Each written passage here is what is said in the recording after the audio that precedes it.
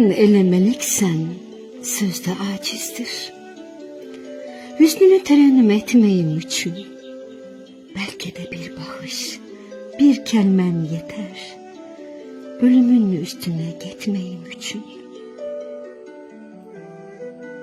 Sen ele meleksen her bakışında min hikmet 100 mena yuva salıptır.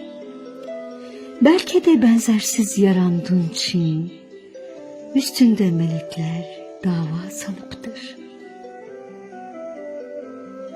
Sen ele meleksen ne gül, ne çiçek, ne bülbül, ne cahan day olur seni. Belki de Tanrı'nın sevdiği menem, sen kimi meleği pay verip mene.